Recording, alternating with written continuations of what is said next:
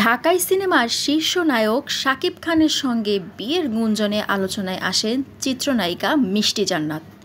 এরপর অভিনেতা ও উপস্থাপক শাহরিয়ার নাজিম জয়কে নিয়ে বিস্ফোরক মন্তব্য করে সেই আগুনে ঘি ঢালেন তিনি। বিষয়গুলো নিয়ে মিশ্র প্রতিক্রিয়া সৃষ্টি হওয়ায় এক সংবাদ সম্মেলন করে সকল বিতর্ক ও গুঞ্জনের জবাব দেন এই নায়িকা। তবুও থামেনি মিষ্টিকে নিয়ে আলোচনা।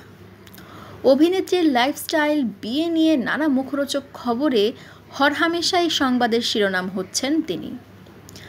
এবার এক সাক্ষাৎকারে বিয়ের বিষয়ে প্রশ্ন করা হলে মিষ্টি জান্নাত বলেন, বিয়ে করলে তো করা হয়ে যেত, আবার বিয়ে করলে দেখা যায় বিচ্ছেদও হয়ে যেত, কারণ অনেক নায়কদের বিচ্ছেদ হয়ে যাচ্ছে।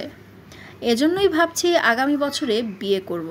তিনি জানান, দেশ বিদেশ থেকে বিয়ের প্রস্তাব আসে, বিয়ে দেওয়ার জন্য তার মা বারবার বলছে। এরপর মিষ্টি জান্নাত তার মাকে বলেন, তুমি যদি এখন আমার বিয়ে দাও তাহলে তো বিয়ের প্রস্তাব আসা বন্ধ হয়ে যাবে। এ অভিনেত্রী বলেন, আমার ইচ্ছে আছে যদি টাকার জন্য বিবাহিত কাউকে বিয়ে করি তাহলে দুবাইয়ের শেখদের করব। অন্যের স্বামী কিংবা বয়ফ্রেন্ডদের নিয়ে টানাটানি করা লাগে না, ওরা এমনিতেই আমার কাছে চলে আসে। একাধিক ব্যবসা বাণিজ্যে যুক্ত হয়ে অনেক টাকা আয় করতে চাই।